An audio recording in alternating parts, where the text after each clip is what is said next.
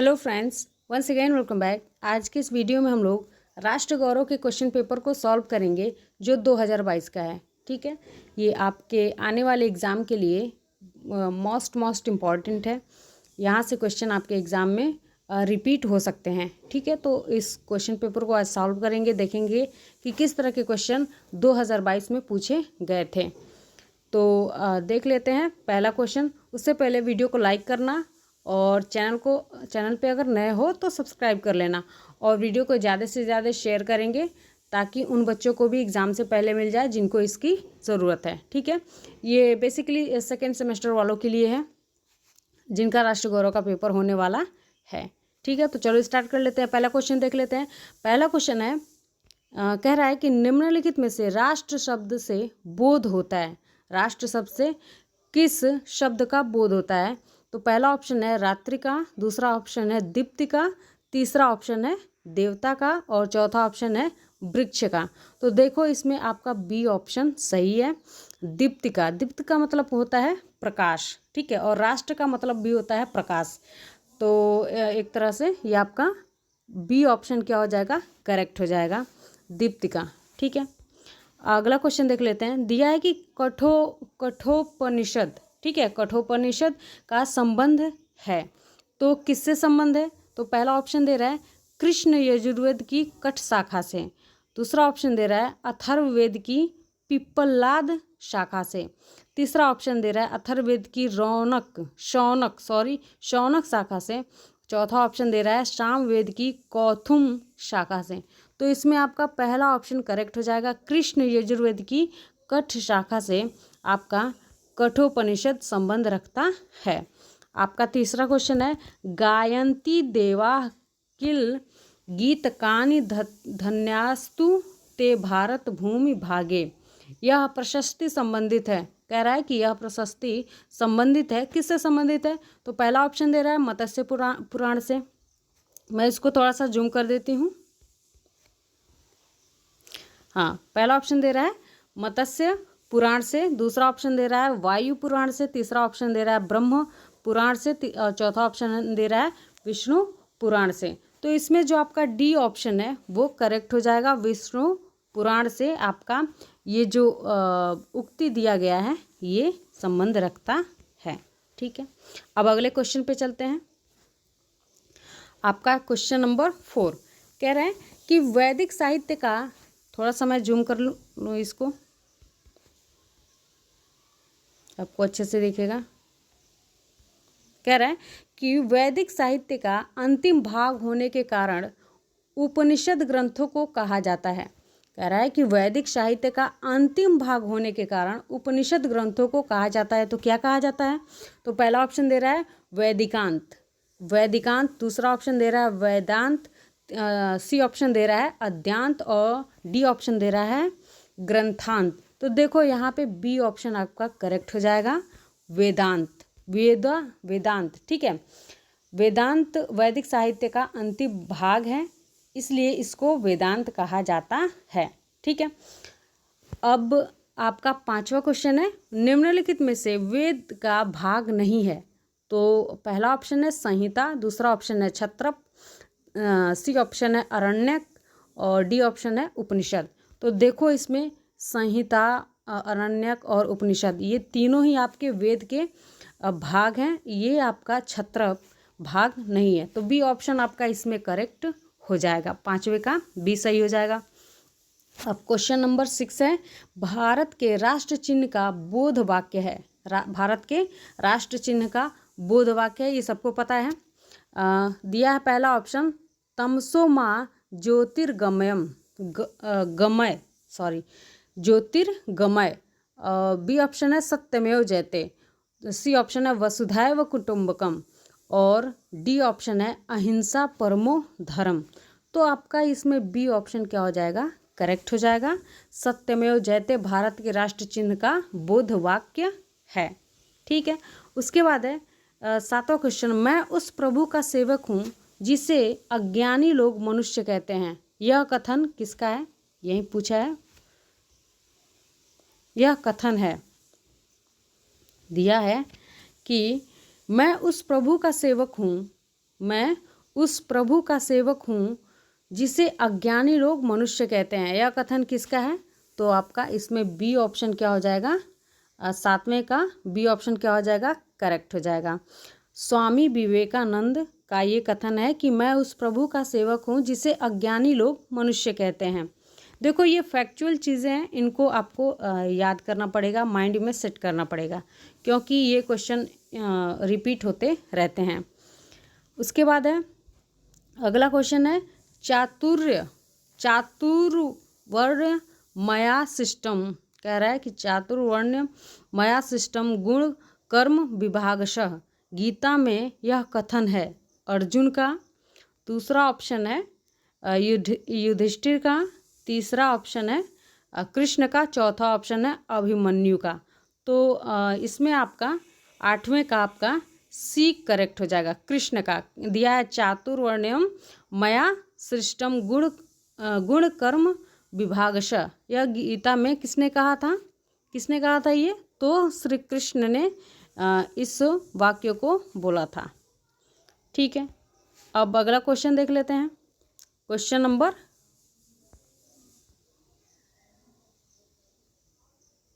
9 देख लेते हैं।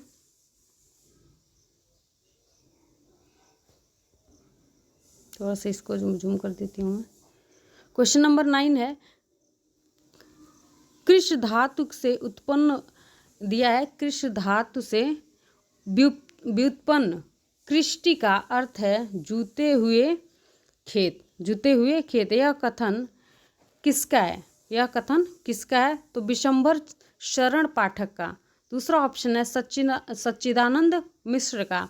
सी ऑप्शन है वासुदेव शरण अग्रवाल का। और डी ऑप्शन है RS शर्मा का। तो आपका 9वें का क्या हो जाएगा? डी करेक्ट हो जाएगा। ये कृष्ण धातु से उत्पन्न कृष्टि का कृष्ण कह सकते हो कृष्ण धातु से व्युत्पन्न कृष्टि का अर्थ है जूते हुए खेत। यह कथन किसका है? तो RS शर्मा का। तो इसमें आपका डी ऑप्शन क्या हो जाएगा? करेक्ट हो जाएगा। अब आते हैं 10वें क्वेश्चन नंबर पे। 10वां क्वेश्चन कह रहा है कि राष्ट्र की शक्तियों का विस्तृत वर्णन हुआ है। किसमें राष्ट्र की शक्तियों का विस्तृत वर्णन हुआ है? तो पहला ऑप्शन दे रहा है ऋग्वेद। दूसरा ऑप्शन दे रहा है सामवेद। तीसरा ऑप्शन दे रहा है अथर्ववेद। और चौथा ऑप्शन दे रहा है यजुर्वेद। तो आपका इसमें ए ऑप्शन क्या हो जाएगा? करेक्ट हो जाएगा। ऋग्वेद में राष्ट्र की शक्तियों का विस्तृत वर्णन है। ठीक है, विस्तार रूप से राष्ट्र की शक्तियों को समझाया गया है। अब अगला क्वेश्चन देख लेते हैं। क्वेश्चन नंबर 11 भारतीय चिंतन में राष्ट्र एक अवधारणा है। भारतीय चिंतन में राष्ट्र क्या है? तो एक अवधारणा है। किसकी अवधारणा है? तो पहला ऑप्शन दे रहा है विवादास्पद। दूसरा ऑप्शन है गौरवास्पद। तीसरा ऑप्शन है संदेहास्पद। और चौथा ऑप्शन है उपहास्यास्पद। तो इसमें आपका 11 का बी करेक्ट हो जाएगा, गौरवास्पद। भारतीय चिंतन में राष्ट्र का एक जो अवधारणा है वो गौरवास्पद है। ठीक है, इसमें आपका बी ऑप्शन करेक्ट हो जाएगा। बी ऑप्शन क्या हो जाएगा? करेक्ट हो जाएगा। अगला क्वेश्चन है अलवार भक्तों के पद संकलित हैं। आलवार है। आलवार भक्तों के पद संकलित हैं दिव्य प्रबंध में, भागवत पुराण में, शिव पुराण में, विष्णु पुराण में। तो कह रहे आपका 12वां क्वेश्चन कह रहा है कि आलवार भक्तों के पद संकलित हैं। आलवार भक्तों के पद कहाँ संकलित है? तो दिव्य प्रधानम में। कहाँ? दिव्य प्रधानम में आपका आलवार भक्तों के पद क्या हैं? तो संकलित हैं। तो इसमें आपका ये ऑप्शन क्या हो जाएगा? करेक्ट हो जाएगा। अब 13 क्वेश्चन नंबर पे आते हैं। कह रहा है कि संस्कृति के अंतर्गत नहीं आता है। संस्कृति के अंतर्गत क्या नहीं आता है? तो पहला ऑप्शन दे रहा है प्रशासन। दूसरा ऑप्शन दे रहा है साहित्य। तीसरा ऑप्शन दे रहा है संगीत। और चौथा ऑप्शन दे रहा है कला।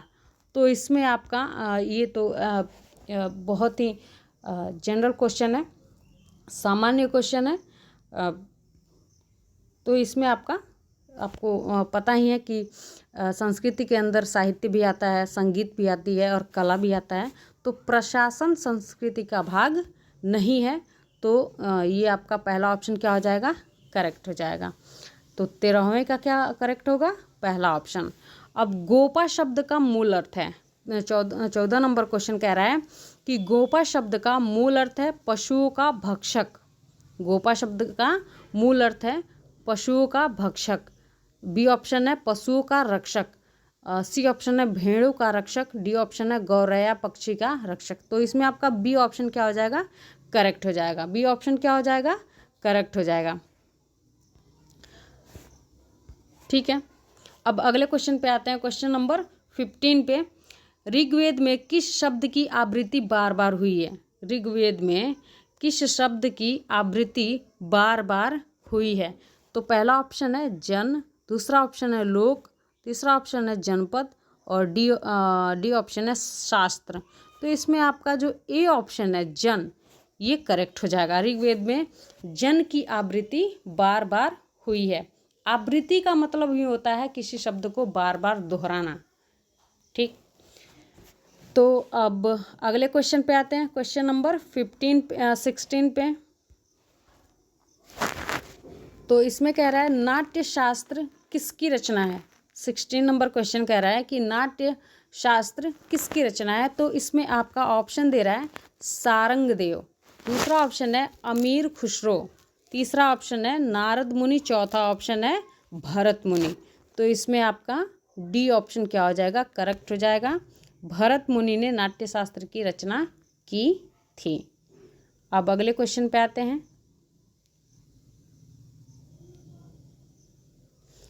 उत्तर प्रदेश का लोकप्रिय नाट्य कला है। उत्तर प्रदेश का लोकप्रिय नाट्य कला है।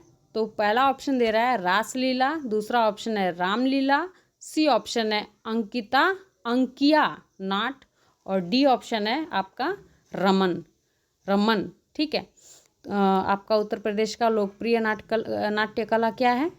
उत्तर प्रदेश का लोकप्रिय नाट्य कला आपका रामलीला है। क्या है? रामलीला है, रासलीला नहीं, रामलीला। अब अगला क्वेश्चन है, तो इसमें आपका बी ऑप्शन करेक्ट हो जाएगा।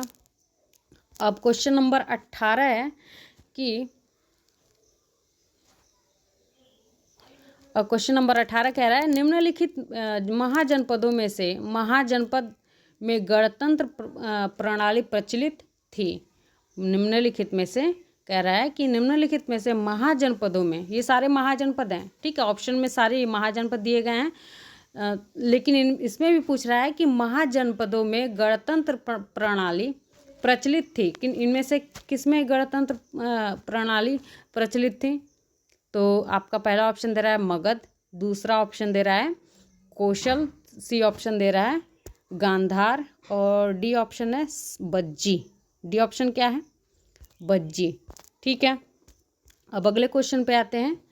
अगला क्वेश्चन कह रहा है कि 4 वेदों में सम्मिलित नहीं है। 4 वेदों में सम्मिलित नहीं है। तो पहला ऑप्शन है ऋग्वेद, दूसरा ऑप्शन है सामवेद, सी ऑप्शन है यजुर्वेद और डी ऑप्शन है अथर्ववेद। तो आपका इसमें सी ऑप्शन क्या हो जाएगा, करेक्ट हो जाएगा। 4 वेदों में सम्मिलित नहीं है, क्या सम्मिलित नहीं है? तो यजुर्वेद सम्मिलित नहीं है। अब अगला क्वेश्चन है, तो 19वें का आपका सी करेक्ट हो जाएगा। अब है अजंता। अजंता संबंधित है। अजंता किससे संबंधित है? तो पहला ऑप्शन है चित्रकला से, दूसरा ऑप्शन है मूर्ति कला से, सी ऑप्शन है मंदिर वास्तु से और डी ऑप्शन है नाट्य कला से। तो आपका इसमें पहला ऑप्शन क्या हो जाएगा, करेक्ट हो जाएगा। अजंता संबंधित है चित्रकला से। अजंता किससे संबंधित है? तो चित्रकला से संबंधित है। ठीक है, अब क्वेश्चन नंबर 21 पे आते हैं। 21 कह रहा है कि महाभारत विभक्त है। महाभारत किस में विभक्त है? तो पहला ऑप्शन है पर्वों में, दूसरा ऑप्शन है तरंगों में, सी ऑप्शन है अध्यायों में और डी ऑप्शन है कांडों में। तो आपका महाभारत पर्वों में विभक्त है। ठीक है, पर्वों में क्या है, विभक्त है। तो इसमें आपका ए ऑप्शन क्या हो जाएगा, करेक्ट हो जाएगा। अब अगला क्वेश्चन है रामचरितमानस विभक्त है। रामचरितमानस विभक्त है, किसमें विभक्त है? तो इसमें आपका पहला ऑप्शन दे रहा है 3 कांडों में, दूसरा ऑप्शन है 7 कांडों में, और सी ऑप्शन है 4 कांडों में, और डी ऑप्शन है 6 कांडों में। तो इसमें आपका बी ऑप्शन जो है वो करेक्ट हो जाएगा। 7 कांडों में आपका रामचरितमानस विभक्त है। अब है अगला क्वेश्चन, हठयोग के प्रणेता हैं, हठयोग के प्रणेता हैं। तो पहला ऑप्शन है आपका महावीर स्वामी, दूसरा ऑप्शन है योगीराज गोरखनाथ, और सी ऑप्शन है नेमिनाथ, और डी ऑप्शन है पतंजलि।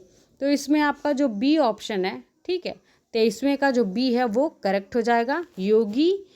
योगीराज गोरखनाथ हठयोग के प्रणेता थे, यानी कि हठयोग का जो संपादन है वो किसने किया था? तो योगी राज गोरखनाथ ने किया था, जो अभी हमारे जहाँ पे हमारे गोरखपुर में अभी उनका मंदिर है। ठीक है, ये सबको पता है। अब अगला क्वेश्चन है, प्राचीनतम अभिलेख किस शासक के हैं? प्राचीनतम अभिलेख किस शासक के हैं? आपका 24 नंबर क्वेश्चन कह रहा है कि प्राचीनतम अभिलेख किस शासक के हैं। तो ये इतिहास वालों को पता होगा कि खारवेल, पहला ऑप्शन दे रहा है खारवेल, दूसरा ऑप्शन दे रहा है समुद्रगुप्त, तीसरा ऑप्शन दे रहा है अशोक, और डी ऑप्शन दे रहा है गौतमीपुत्र सातकर्णी। तो इसमें आपका जो सी ऑप्शन है वो करेक्ट हो जाएगा। अशोक के प्राचीनतम अभिलेख थे। ठीक है, अशोक के क्या थे? तो प्राचीनतम, यानी कि अशोक के जो अभिलेख थे वो सबसे प्राचीन थे। अब अगला क्वेश्चन है, तो इसमें आपका सी ऑप्शन क्या हो जाएगा? करेक्ट हो जाएगा। अब अगला क्वेश्चन है 25, ऋण सिद्धांत में कौन समाहित नहीं था? ऋण सिद्धांत में कौन समाहित नहीं था? तो पहला ऑप्शन है,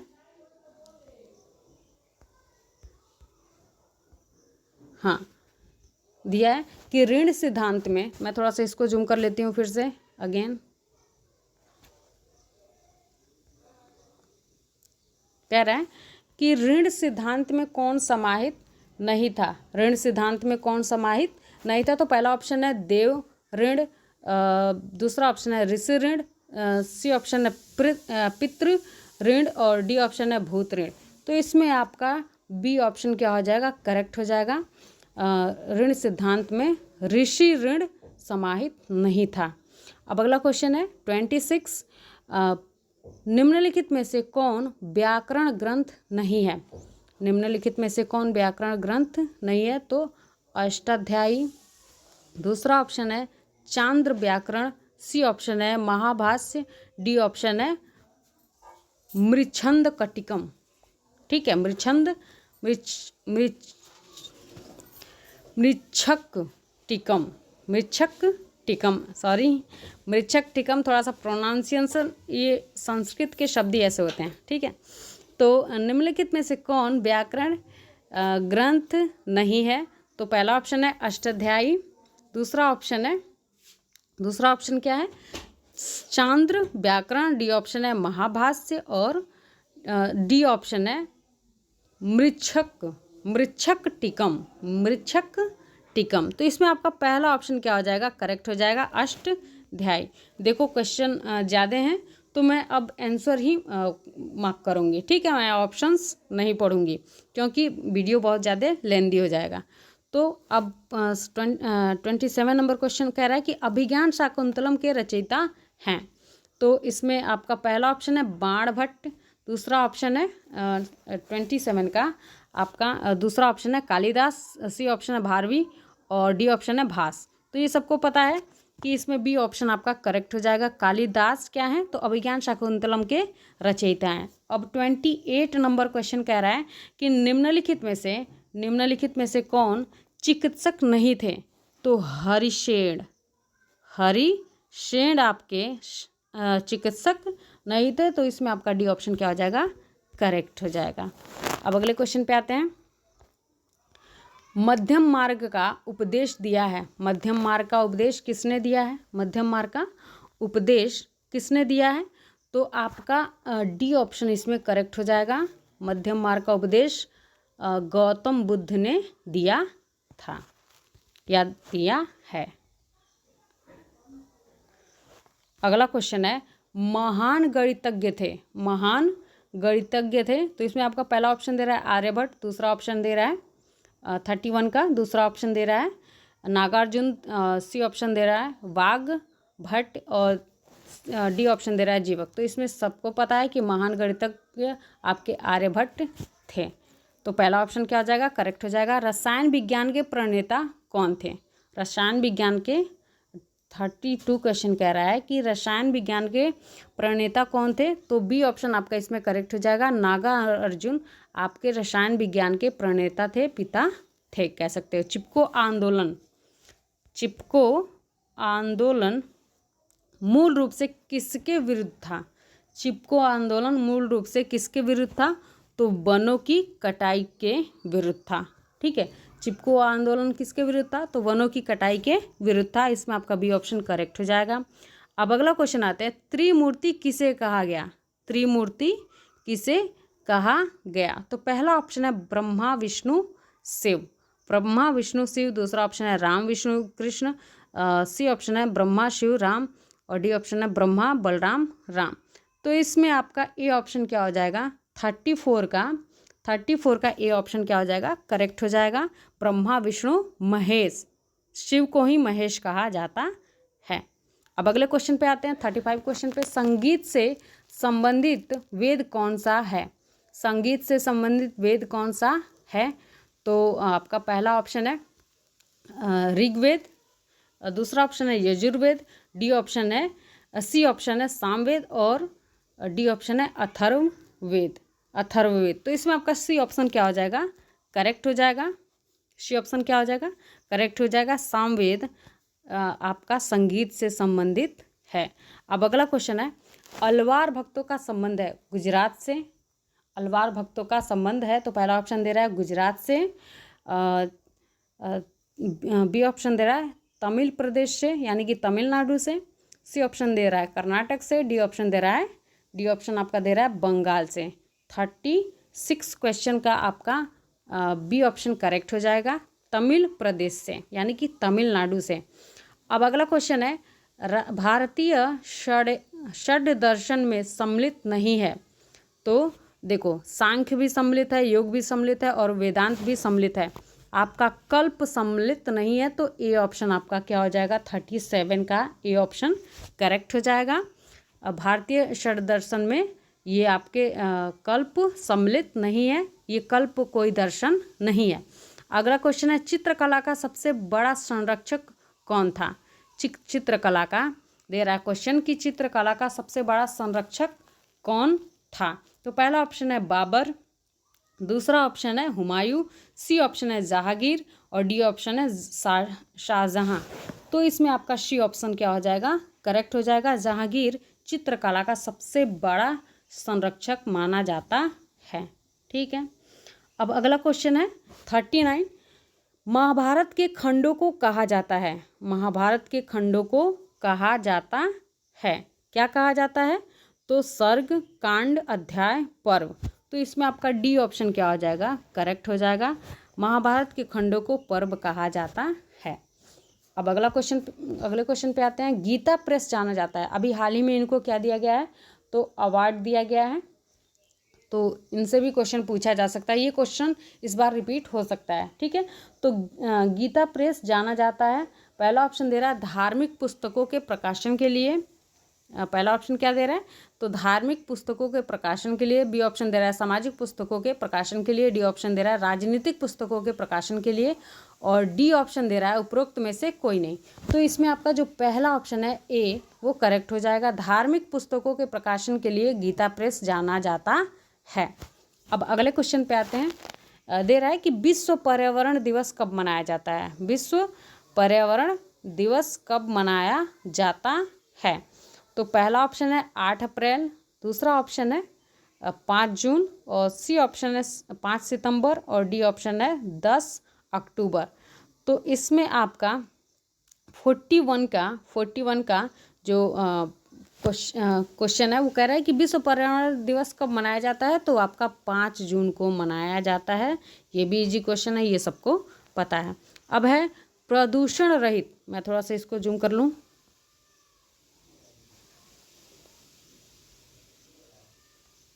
दे रहा है कि प्रदूषण रहित ऊर्जा प्राप्ति का सही विकल्प है सौर ऊर्जा, पवन ऊर्जा, बायोगैस, उपरोक्त सभी। तो इसमें आपका 42 का आपका डी करेक्ट हो जाएगा। सौर ऊर्जा से भी कोई प्रदूषण नहीं होता, ये सबको पता है। सौर ऊर्जा से भी किसी प्रकार का कोई प्रदूषण नहीं होता। पवन ऊर्जा से भी किसी प्रकार का कोई प्रदूषण नहीं होता। बायोगैस से भी किसी प्रकार का कोई प्रदूषण नहीं होता। तो उपरोक्त सभी इसमें करेक्ट हो जाएगा, यानी कि डी ऑप्शन आपका करेक्ट हो जाएगा। अब 43 नंबर क्वेश्चन है। 43 नंबर क्वेश्चन है, किस वृक्ष को मोटर वाहनों द्वारा छोड़ा जाने वाला प्रमुख प्रदूषक है? कार्बन डाइऑक्साइड पहला ऑप्शन है। 43 का पहला ऑप्शन क्या है? तो पहला ऑप्शन है कार्बन डाइऑक्साइड, दूसरा ऑप्शन है नाइट्रोजन, सी ऑप्शन है अमोनिया और डी ऑप्शन है कार्बन मोनोऑक्साइड। तो आपका 43 का जो है डी ऑप्शन करेक्ट हो जाएगा। कार्बन मोनोऑक्साइड मोटर वाहनों द्वारा छोड़ा जाने वाला प्रमुख प्रदूषक है, यानी कि जो आपके मोटर वाहनों द्वारा, मोटरसाइकिल द्वारा, गाड़ियों द्वारा जो भी धुआं निकलता है वो क्या होता है? तो कार्बन मोनोऑक्साइड होता है, जो पर्यावरण को प्रदूषित करने का कार्य करता है। अब अगला क्वेश्चन है, किस वृक्ष को पर्यावरण का दुश्मन कहते हैं? किस वृक्ष को पर्यावरण का दुश्मन कहते हैं? देखो पहला ऑप्शन नीम, ये करेक्ट इनकरेक्ट है। तुलसी भी इनकरेक्ट है। ये आपके पर्यावरण के दुश्मन नहीं, मित्र हैं कह सकते हो। इस हिसाब से अगर कहा जाए तो नीम, तुलसी, पीपल ये क्या है? मित्र हैं। यूकेलिप्टस, ये डी ऑप्शन आपका करेक्ट हो जाएगा। ये क्या है? तो पर्यावरण का दुश्मन है। जहाँ लगता है वहाँ की मिट्टी बिल्कुल पथरीली जैसी हो जाती है। ठीक है, मैंने प्रैक्टिकली इसको देखा हुआ है। तो इसमें आपका डी ऑप्शन ही क्या हो जाएगा? करेक्ट हो जाएगा। अब अगले क्वेश्चन पे आते हैं। 45 नंबर क्वेश्चन पे कह रहा है कि वायुमंडल की किस परत को सुरक्षा परत के रूप में जाना जाता है? वायुमंडल की किस परत को सुरक्षा परत के रूप में जाना जाता है? तो आपका इसमें पहला ऑप्शन है पहला ऑप्शन है क्षोभ मंडल, दूसरा ऑप्शन है समताप मंडल, सी ऑप्शन है ओजोन मंडल और डी ऑप्शन है अयन मंडल। तो देखो इसमें आपका जो सी ऑप्शन है वो करेक्ट हो जाएगा। ओजोन मंडल सुरक्षा परत के नाम से या रूप में जाना जाता है, क्योंकि ये हमें परावैंगनिक किरणों से हमारी क्या करता है? तो सुरक्षा करता है। तो इसको सुरक्षा परत कह सकते हैं, या सुरक्षा परत के नाम से भी इसको जाना जाता है। अब अगले क्वेश्चन पे आते हैं। 46 नंबर क्वेश्चन कह रहा है कि घेंघा या गलकंड रोग किसकी कमी से होता है? तो ये सबको पता है कि ये आयोडीन की कमी से होता है। घेंघा रोग किसकी कमी से होता है? घेंघा या गलकंड, कुछ भी पूछ सकता है। तो कह रहा है कि घेंघा या गलकंड किस रोग की कमी से होता है? तो वो है आयोडीन। ठीक है, इसमें पहला ऑप्शन आपका करेक्ट हो जाएगा। और दूसरा ऑप्शन है विटामिन ए की कमी से होने वाला रोग है। विटामिन ए की कमी से क्या होता है? तो विटामिन ए की कमी से आपका रतौंधी हो जाता है। देखो अब ये ऑप्शन दिया है ना, इसमें से आपका कुछ भी पूछ सकता है। प्रीवियस ईयर में आपका ये पूछा था, हो सकता है पूछ दे कि विटामिन की कमी से कौन सा रोग होता है। विटामिन की कमी से आपका क्या हो जाता है? तो क्वाशियोरकर हो जाता है। आपका स्कर्वी विटामिन सी की कमी से होता है। ठीक है, उसके बाद है 48 नंबर क्वेश्चन कह रहा है कि सूर्य में ऊर्जा निर्माण का कारण है। सूर्य में ऊर्जा निर्माण का कारण है। तो पहला ऑप्शन है विखंडन, दूसरा ऑप्शन है संलयन, सी ऑप्शन है वात ऊर्जा और डी ऑप्शन है जलीय ऊर्जा।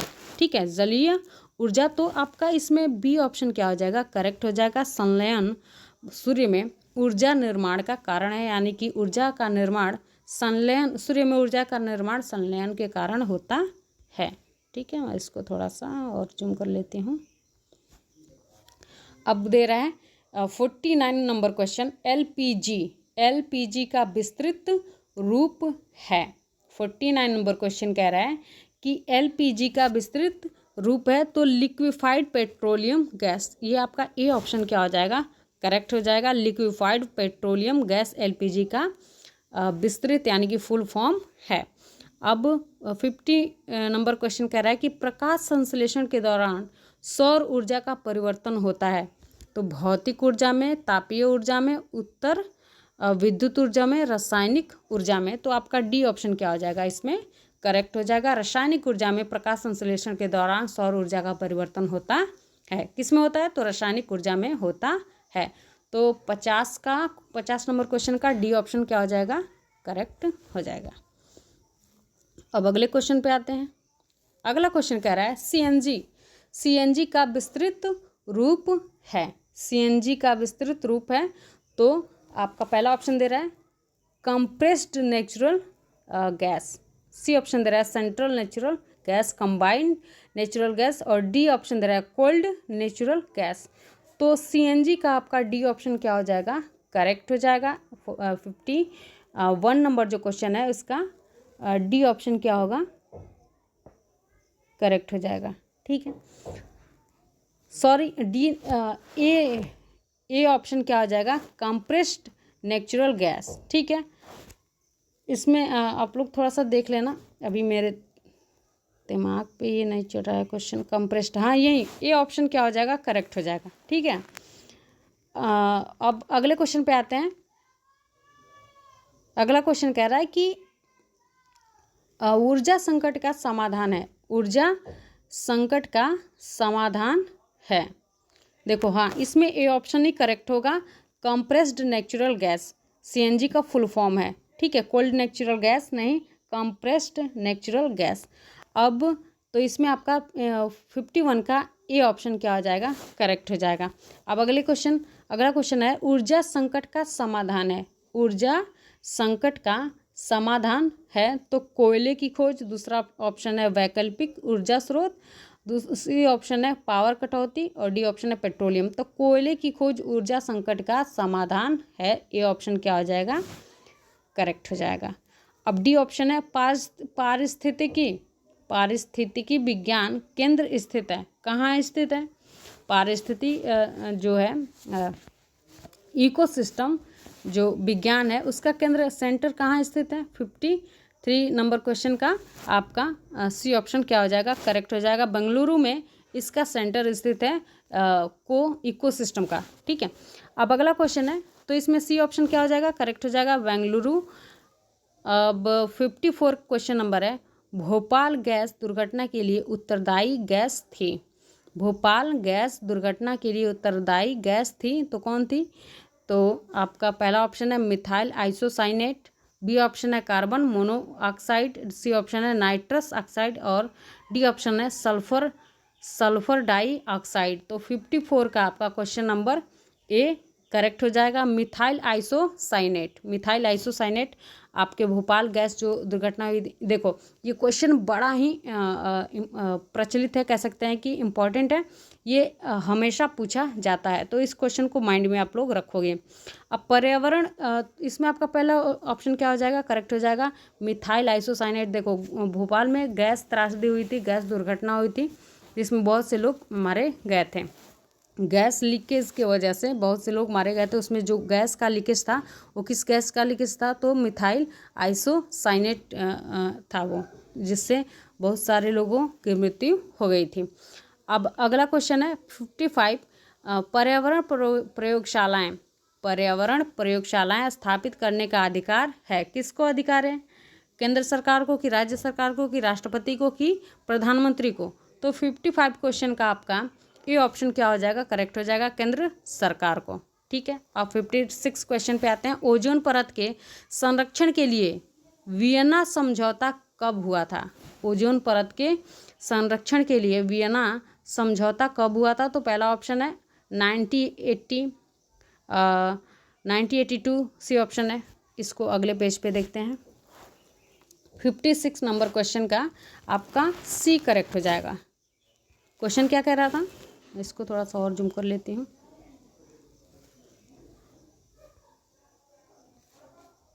क्वेश्चन कह रहा है कि ओजोन परत के संरक्षण के लिए वियना समझौता कब हुआ था? तो आपका इसमें सी ऑप्शन करेक्ट हो जाएगा। 1985 में यानी कि 1985 में ओजोन परत के संरक्षण के लिए वियना समझौता हुआ था। अब अगला क्वेश्चन है 57, क्लोराइड प्रदूषण आमतौर पर प्रभावित करता है। क्लोराइड प्रदूषण आमतौर पर किसको प्रभावित करता है? तो गुर्दे को, मस्तिष्क को, हृदय को, दांत को। तो ये सबको पता है कि क्लोरीन आपका दांत को सबसे ज़्यादा प्रभावित करता है। दांत के क्षरण में क्लोरीन फ्लोराइड का सबसे ज़्यादा योगदान होता है, क्लोरीन का नहीं, फ्लोराइड का। तो डी ऑप्शन आपका इसमें करेक्ट हो जाएगा। ठीक है, अब अगला क्वेश्चन है कोशिका का पावर हाउस। कोशिका का पावर हाउस ये सबको पता है कि माइटोकांड्रिया को कोशिका का पावर हाउस कहा जाता है। ठीक है, इसमें आपका बी ऑप्शन करेक्ट हो जाएगा। बी ऑप्शन क्या हो जाएगा? करेक्ट हो जाएगा। पावर हाउस किसको कहते हैं? तो माइटोकांड्रिया को कहते हैं। क्यों कहते हैं? क्योंकि इसी में क्या बनता है? तो ऊर्जा का निर्माण होता है। इसमें क्रेब साइकिल चलता है, जिसके फलस्वरूप क्या बनते हैं? तो 38 ATP बनते हैं और 38 ATP मिलके ग्लूकोज का निर्माण करते हैं, और ग्लूकोज क्या करता है? तो हमें ऊर्जा देने का कार्य करता है। तो इसलिए इसको माइटोकांड्रिया को कोशिका का पावर हाउस यानी कि ऊर्जा गृह कहा जाता है। समझ में आ गया? अब है आपका मशरूम एक प्रकार है इष्ट का, शैवाल का, फफूंदी का, प्रोटोजोआ का। 59 नंबर क्वेश्चन कह रहा है। देखो सारे इंटरेस्टिंग क्वेश्चन है और ये पेपर भी बड़ा इंटरेस्टिंग है। तो इस तरह के क्वेश्चन आपके एग्जाम में पूछे जाते हैं, इस बार भी पूछे ही जाएंगे। तो कह रहा है कि मशरूम एक प्रकार का क्या है? तो फफूंदी है। क्या है? फफूंदी है। फफूंदी का प्रकार है एक मशरूम।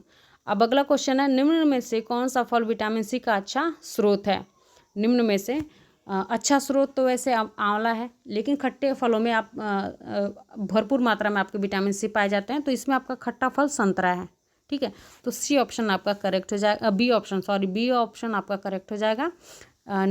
संतरा क्या है? तो विटामिन सी का एक अच्छा स्रोत है। अब अगले क्वेश्चन पे आते हैं।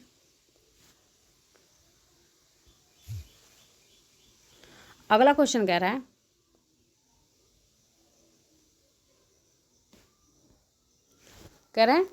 कि ओजोन परत मानव की सुरक्षा करती है। ओजोन परत मानव की सुरक्षा करती है एक्स किरणों से, यूवी किरणों से, वाई किरणों से, ए किरणों से। तो ये सबको पता है कि यूवी किरणों से ओजोन परत मानव की सुरक्षा करती है। तो 62 नंबर क्वेश्चन का बी करेक्ट हो जाएगा। यूवी रेज से ओजोन परत मानव की सुरक्षा करती है। अब अगला क्वेश्चन है ग्लोबल वार्मिंग का मुख्य कारण है। ग्लोबल वार्मिंग का मुख्य कारण है CO2। जो ये दिन प्रतिदिन ताप बढ़ रहा है, जो हीट वेव चल रहा था अभी, तो इसका क्या कारण है? ग्लोबल वार्मिंग का मतलब क्या?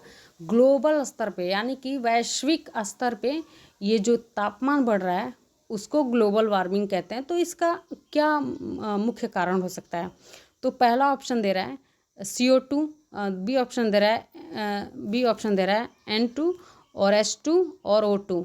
तो इसमें आपका जो ऑप्शन है 63 का जो ऑप्शन है वो ए करेक्ट हो जाएगा। CO2 यानी कि कार्बन डाइऑक्साइड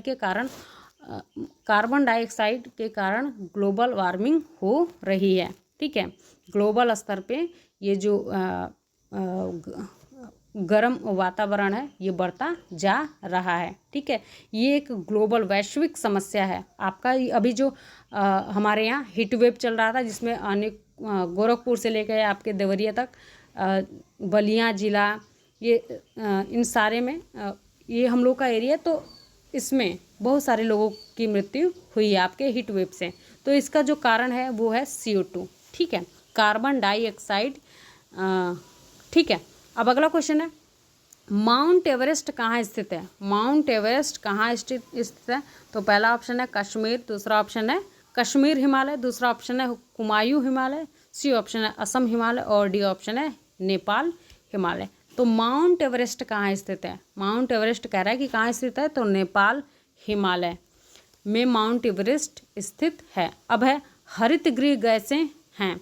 हरित गृह गैसें हैं, तो इसमें से ऑप्शन दे रहा है CO2, CFC, मीथेन, उपरोक्त सभी। तो 65 का आपका जो डी ऑप्शन है वो करेक्ट हो जाएगा। ये सारे CO2, CFC मीथेन, ये सब आपके हरितगृह गैसें हैं।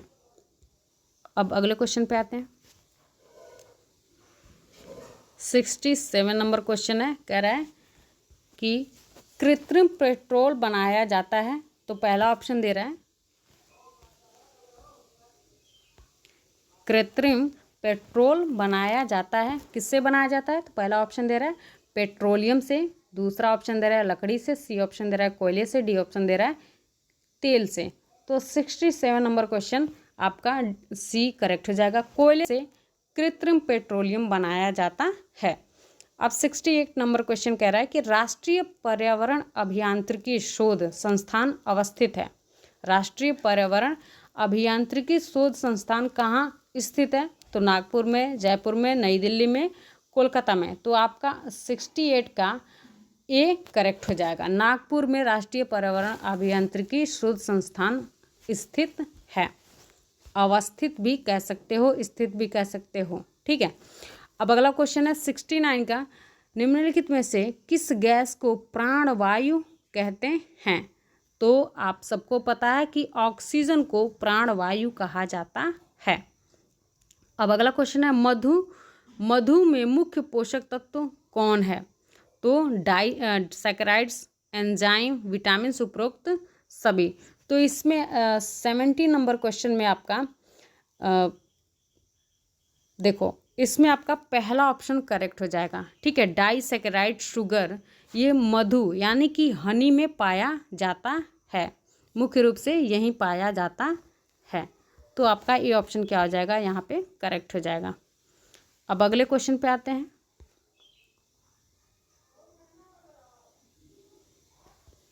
दे रहा है, ये थोड़ा सा बड़ा क्वेश्चन है, कह रहा है कि प्रसिद्ध, मैं इसको पढ़ दे रही हूँ, आप लोग इसको ध्यान से सुन लेना।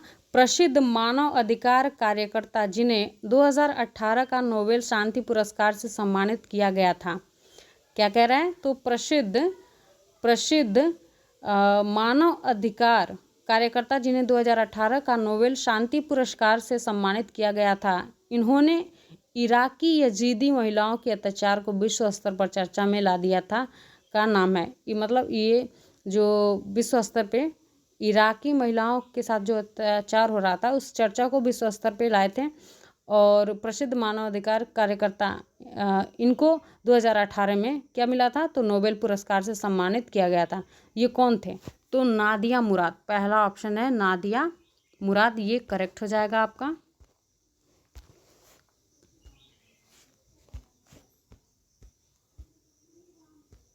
नादिया मुराद क्या हो जाएगा? करेक्ट हो जाएगा। तो ए ऑप्शन आपका करेक्ट हो जाएगा इसमें। अब अगला क्वेश्चन दे रहा है, मैं इसको थोड़ा सा और जूम कर ले रही हूँ। ये कह रहा है कि भारतीयों को कुल कितने मौलिक अधिकार प्राप्त हैं? तो देखो पहले कितने थे? तो पहले 7 थे, अभी कितने हैं? 6 हैं, ठीक है। किसको अब हो सकता है कि इस बार पूछ दे कि भारतीय नागरिकों के कुल मौलिक अधिकारों में किस अधिकार को हटाया गया है? तो वो है संपत्ति का अधिकार। इसमें से संपत्ति के अधिकार को हटा दिया गया है, इसलिए अब आपके 6 बच गए हैं। तो आपका सी ऑप्शन क्या हो जाएगा? करेक्ट हो जाएगा। 72 का सी ऑप्शन क्या हो जाएगा? करेक्ट हो जाएगा। अब अगला क्वेश्चन है, राष्ट्रीय मानवाधिकार आयोग के अध्यक्ष का कार्यकाल होता है। राष्ट्रीय मानव अधिकार आयोग के, देखो ये राष्ट्रीय मानव अधिकार जो है, यहाँ से आपके क्वेश्चन ज़्यादा पूछे गए हैं, तो इसको आप लोग अच्छे से पढ़ लेना, ठीक है। राष्ट्रीय मानव अधिकार आयोग के अध्यक्ष का कार्यकाल होता है तो 5 वर्ष या 70 वर्ष की आयु जो पहले हो, और उसके बाद से 5 वर्ष या 65 साल की आयु, उसके बाद है 6 वर्ष से अधिक नहीं, और आपका डी ऑप्शन है केवल 3 वर्ष। तो 73 का क्वेश्चन जो है उसमें आपका पहला ऑप्शन करेक्ट हो जाएगा। 5 वर्ष या 70 वर्ष की आयु जो पहले हो, ठीक है। 5 वर्ष का आपका मानव अधिकार आयोग के अध्यक्ष का कार्यकाल होता है। अब अगले क्वेश्चन पे आएंगे। 74 नंबर क्वेश्चन कह रहा है,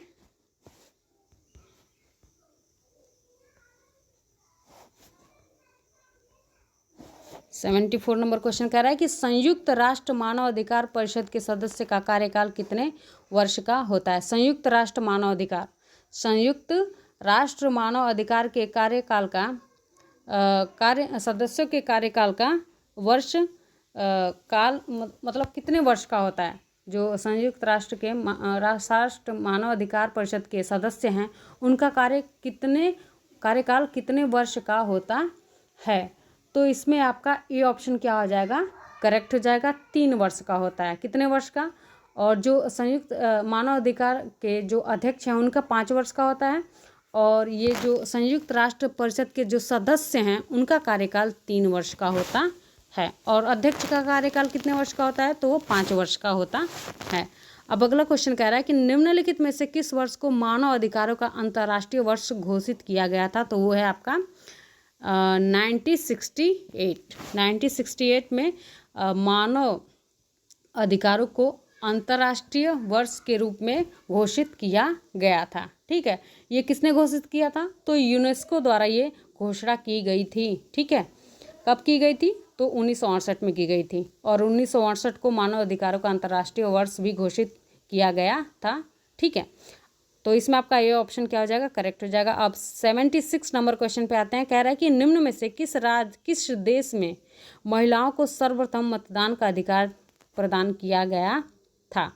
तो पहला ऑप्शन है इसमें कनाडा, दूसरा ऑप्शन है जर्मनी, सी ऑप्शन है न्यूजीलैंड, डी ऑप्शन है यूनाइटेड किंगडम। तो 76 नंबर क्वेश्चन का सी ऑप्शन क्या हो जाएगा, करेक्ट हो जाएगा। न्यूजीलैंड जो है वो पहला ऐसा देश है जहाँ पे महिलाओं को सबसे पहले मतदान का अधिकार दिया गया था। ठीक है, उसके बाद है 77 नंबर क्वेश्चन कह रहा है कि किस संविधान संशोधन द्वारा भारतीय संविधान की प्रस्तावना में धर्म निरपेक्षता शब्द लाया गया। तो आपका ये सबको पता है 42वें संवैधानिक संशोधन द्वारा जो किस वर्ष कह रहा है ना, तो 42वें संशोधन द्वारा क्या किया गया था, तो धर्म निरपेक्षता शब्द को जोड़ा गया था आपके संविधान में। अब अगला क्वेश्चन है नागरिक अधिकार संरक्षण अधिनियम 1955 से पहले किस नाम से जाना जाता था। तो पहला ऑप्शन है अस्पृश्यता अपराध अधिनियम, दूसरा ऑप्शन है 78 का दूसरा ऑप्शन है आपका मानव अधिकार उल्लंघन अधिनियम, सी ऑप्शन है नागरिक समाज अधिनियम, डी ऑप्शन है मानव अधिकार अधिनियम।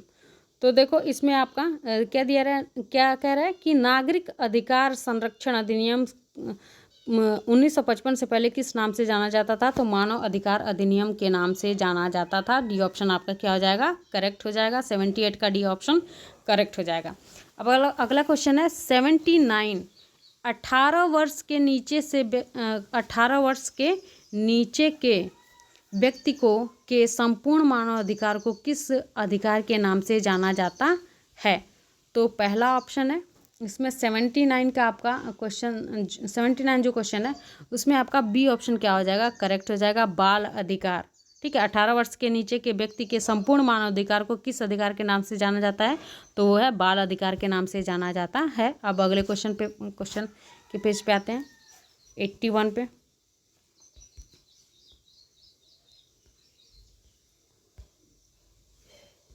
हाँ, पहला इसमें 81 नंबर क्वेश्चन कह रहा है निम्न में से कौन राष्ट्रीय मानवाधिकार का पदेन सदस्य नहीं होता है। निम्न में से कौन राष्ट्रीय मानवाधिकार का पदेन सदस्य नहीं होता है, तो वो है अध्यक्ष लोकसभा का अध्यक्ष राष्ट्रीय मानवाधिकार का पदेन सदस्य नहीं होता है। तो इसमें आपका ए ऑप्शन क्या हो जाएगा, करेक्ट हो जाएगा। ठीक है, अब अगला क्वेश्चन है भारतीय संविधान के किस अनुच्छेद के तहत कोई नागरिक मौलिक अधिकार के हनन होने पर क्या कह रहा है, 82 नंबर क्वेश्चन कह रहा है कि भारतीय संविधान के किस अनुच्छेद के तहत कोई नागरिक मौलिक अधिकारों के हनन होने पर सीधे सर्वोच्च न्यायालय में अपील कर सकता है। वह कौन सा अनुच्छेद है जिसमें नागरिकों के मौलिक अधिकारों का जब हनन होता है तो सर्वोच्च न्यायालय से वो अपील कर सकता है किस अनुच्छेद के द्वारा। तो 82 नंबर क्वेश्चन का आपका ए ऑप्शन करेक्ट हो जाएगा।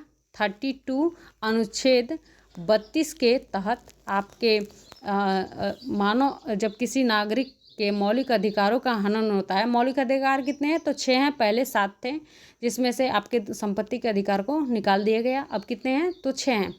तो मौलिक अधिकारों के हनन होने पर हम सीधे सर्वोच्च न्यायालय में अपील कर सकते हैं किस अनुच्छेद के तहत? तो अनुच्छेद 32 के तहत। तो इसमें आपका ए ऑप्शन क्या हो जाएगा? करेक्ट हो जाएगा।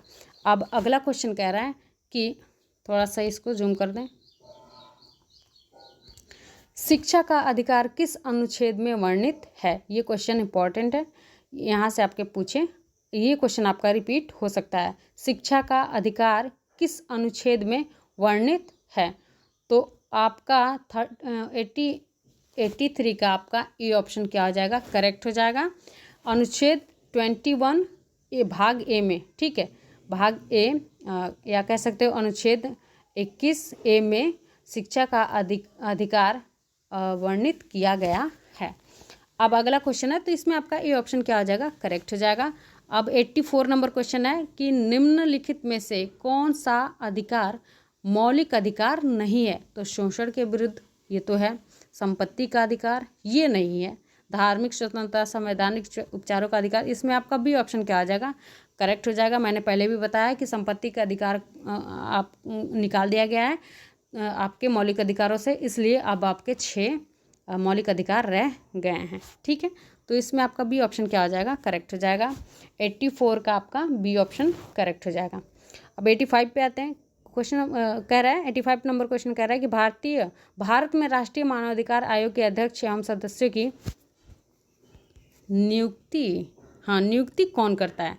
कह रहा है कि भारत में राष्ट्रीय मानवाधिकार आयोग के अध्यक्ष एवं सदस्यों की नियुक्ति कौन करता है? तो पहला ऑप्शन आपका है 85 का पहला ऑप्शन है राज्यपाल, दूसरा ऑप्शन है राष्ट्रपति, सी ऑप्शन है भारत के मुख्य न्यायाधीश, डी ऑप्शन है प्रधानमंत्री। तो आपका इसमें बी ऑप्शन करेक्ट हो जाएगा, राष्ट्रपति, ठीक है। अब अगला क्वेश्चन है, राष्ट्रीय मानव अधिकार आयोग अपनी कार्यवाही का प्रकाशन कब करता है? राष्ट्रीय मानव अधिकार आयोग अपनी कार्यवाही का प्रकाशन कब करता है? तो वार्षिक रिपोर्ट में, अर्धवार्षिक रिपोर्ट में, साप्ताहिक रिपोर्ट में और मासिक रिपोर्ट में। तो 86 का आपका जो क्वेश्चन नंबर है इसका डी ऑप्शन करेक्ट हो जाएगा। मासिक रिपोर्ट में आपका राष्ट्रीय मानवाधिकार आयोग अपनी कार्यवाही का प्रकाशन करता है, ठीक है। अब 87 नंबर क्वेश्चन पे आते हैं।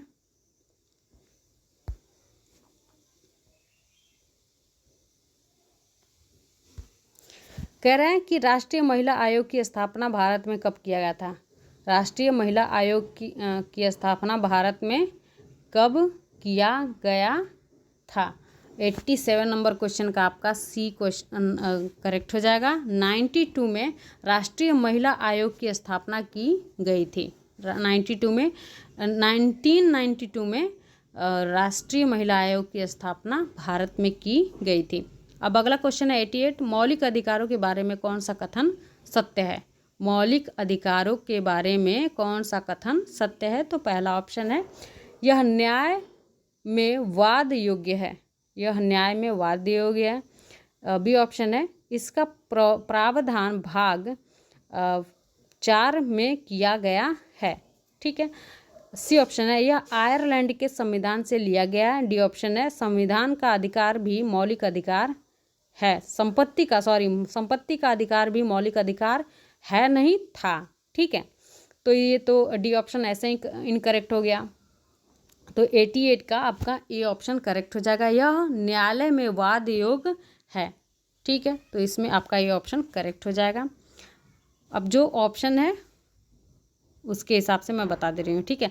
मौलिक अधिकारों के बारे में कौन सा कथन सत्य है? तो ये इसमें आपका पहला ऑप्शन करेक्ट हो जाएगा। अब है भारतीय संविधान के अनुच्छेद 21 में प्रावधान है, क्या प्रावधान है? तो मृत्यु का अधिकार, बी ऑप्शन है निर्वाह का अधिकार, सी ऑप्शन है प्राण और दैहिक स्वतंत्रता का अधिकार और जीवंत और उदार जीव जीवंत और उदार जीवन का अधिकार। तो इसमें आपका जो 89 नंबर क्वेश्चन है, 89 नंबर क्वेश्चन में आपका सी ऑप्शन करेक्ट हो जाएगा, प्राण और दैहिक स्वतंत्रता का अधिकार। ठीक है, यानी कि स्वतंत्रता का अधिकार आपका अनुच्छेद 21 में स्वतंत्रता के अधिकार का प्रावधान है। ठीक है, अब अगले क्वेश्चन पे आते हैं। 19 नंबर क्वेश्चन पे, 90 नंबर क्वेश्चन पे निम्नलिखित में से कौन सा गलत है। थोड़ा सा इसको जूम कर लेते हैं। निम्नलिखित में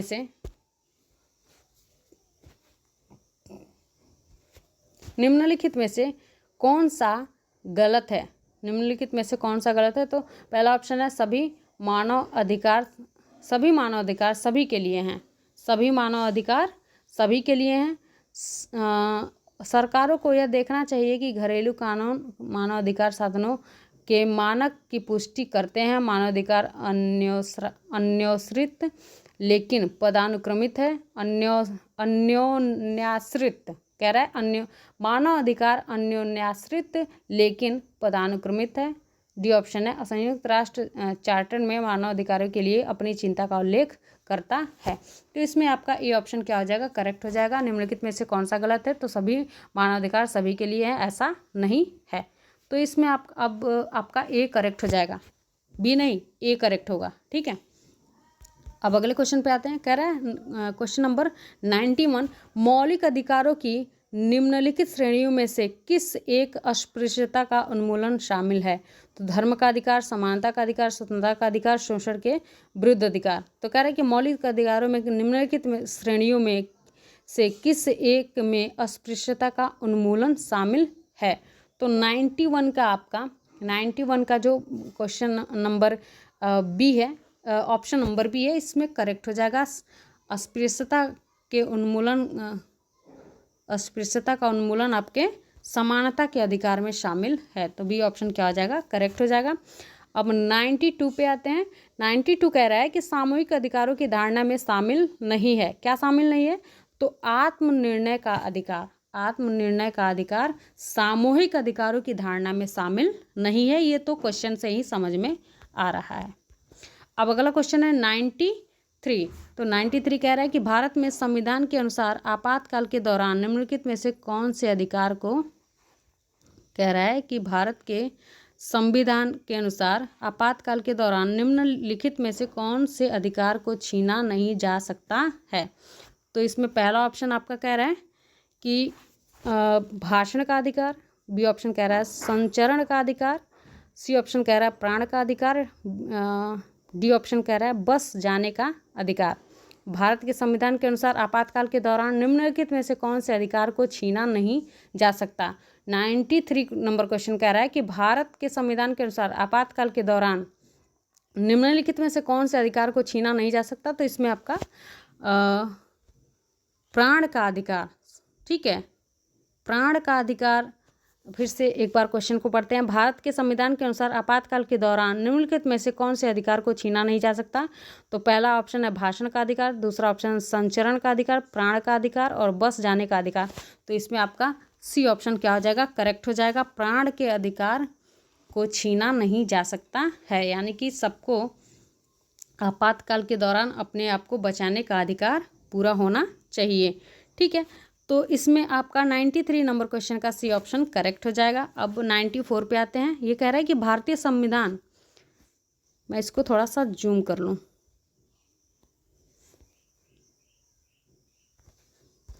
भारतीय संविधान के किस भाग में मूल अधिकार निहित हैं। भारतीय संविधान के किस भाग में मूल अधिकार निहित हैं। तो आपका भाग 3 यानी कि तीसरे भाग में आपका मूल अधिकारों को रखा गया है। संविधान का जो तीसरा भाग है उसमें मूल अधिकारों को रखा गया है। अब है संयुक्त राष्ट्र 95 नंबर क्वेश्चन कह रहा है कि संयुक्त राष्ट्र महासभा द्वारा मानवाधिकार की सार्वभौमिक घोषणा की गई थी। कब की गई थी। तो 95 नंबर क्वेश्चन का ए ऑप्शन करेक्ट हो जाएगा। 10 दिसंबर। कब किया गया था। तो 10 दिसंबर 1948 को संयुक्त राष्ट्र महासभा द्वारा मानव अधिकार की सार्वभौमिक घोषणा की गई थी, यानी कि इंटरनेशनल लेवल पे घोषणा की गई थी। अब अगले क्वेश्चन पे आते हैं। अगला क्वेश्चन कह रहा है कि कौन, देख लेते हैं अगले पेज पे भी है ये क्वेश्चन। हाँ, कह रहा है कौन राष्ट्रीय मानव अधिकार, 96 नंबर क्वेश्चन कह रहा है कि कौन राष्ट्रीय मानव अधिकार आयोग के अध्यक्ष सदस्य के रूप में नियुक्त नहीं हो सकता है, तो वो है जिला न्यायाधीश। तो इसमें पहला ऑप्शन आपका क्या हो जाएगा, करेक्ट हो जाएगा। क्वेश्चन क्या कह रहा है, तो क्वेश्चन कह रहा है कौन राष्ट्रीय मानव अधिकार आयोग के सदस्य के रूप में नियुक्त नहीं किया जा सकता, तो आपका जिला न्यायाधीश राष्ट्रीय मानव अधिकार आयोग के सदस्य के रूप में नियुक्त नहीं किया जा सकता, तो इसमें आपका ये ऑप्शन करेक्ट हो जाएगा। अब अगला ऑप्शन है, अगला क्वेश्चन है 97 नंबर क्वेश्चन है, भारतीय दंड संहिता के किस धारा के तहत महिला के साथ घरेलू हिंसा पर दंड का प्रावधान किया गया है। भारतीय दंड संहिता के किस धारा के तहत महिला के साथ घरेलू हिंसा पर दंड का प्रावधान किया गया है, तो आपका इसमें पहला ऑप्शन करेक्ट हो जाएगा। धारा 90 ये धारा आपका 498 यानी कि 498 का क, यानी कि जो धारा है 498 क, उसमें घरेलू हिंसा, स्त्रियों के ऊपर जब घरेलू हिंसा किया जाता है तो उसके दंड के लिए जो प्रावधान है वो धारा 98 क में किया गया है। उसका प्रावधान धारा 498 क में किया गया है। ठीक है। अब अगला क्वेश्चन है, भारत सरकारों ने दिव्यांगों को सरकारी नौकरी के अवसर की समानता हेतु कितने प्रतिशत सीटें आरक्षित की हैं। भारत सरकार ने दिव्यांगों को, दिव्यांग समझ रहे हो, दिव्यांग का मतलब जो भी दिव्यांग एक नया शब्द है विकलांगों के लिए, अब हम विकलांग नहीं कह सकते, दिव्यांग कहेंगे। ठीक है। तो दिव्यांगों को सरकारी नौकरियों में अवसर की समानता हेतु कितने प्रतिशत सीटें आरक्षित की गई हैं, तो इसमें आपका 98 का ए ऑप्शन करेक्ट हो जाएगा। 4% जो सीटें हैं वो आरक्षित की गई हैं, स्पेशली किसके लिए, तो दिव्यांगों के लिए। अब 99 नंबर क्वेश्चन है, अल्पसंख्यकों के भाषा लिपि एवं संस्कृति के संरक्षण का अधिकार भारत संविधान के किस अनुच्छेद में वर्णित है, तो इसमें आपका डी ऑप्शन करेक्ट हो जाएगा। 29 में, अनुच्छेद 29 में आपके अल्पसंख्यकों के भाषा लिपि और संस्कृति के संरक्षण का अधिकार सम्मिलित है। कब, किस अनुच्छेद में सम्मिलित है, तो 29, अनुच्छेद 29 में। तो इसमें आपका डी ऑप्शन क्या हो जाएगा, करेक्ट हो जाएगा। अब लास्ट क्वेश्चन है, मानव और 100 नंबर क्वेश्चन है, मानव अधिकार दिवस कब मनाया जाता है। तो मानव अधिकार दिवस कब मनाया जाता है, तो ये सबको पता है, 10 दिसंबर को मानव अधिकार अधिनियम दिवस मनाया जाता है। मानव अधिकार दिवस कब मनाया जाता है, तो 10 दिसंबर को मानव अधिकार दिवस मनाया जाता है। ठीक है। तो वीडियो को लाइक शेयर करते रहना और चैनल को सब्सक्राइब भी कर लेना, और वीडियो को ज़्यादा से ज़्यादा अपने फ्रेंड जोन में शेयर करेंगे, अपने फ्रेंड्स ग्रुप में शेयर करेंगे, ताकि उन लोगों को भी टाइम से पहले मिल जाए। ये वीडियो आपको हेल्प करेगा आपके आने वाले एग्ज़ाम के लिए, तो ज़्यादा से ज़्यादा इसको शेयर करेंगे ताकि उन बच्चों को भी मिल जाए जिनको इसकी आवश्यकता है। ठीक है। Thank you very much. Video को अगेन लाइक शेयर करते रहना। ठीक है। और चैनल को सब्सक्राइब भी कर लेना। Thank you very much.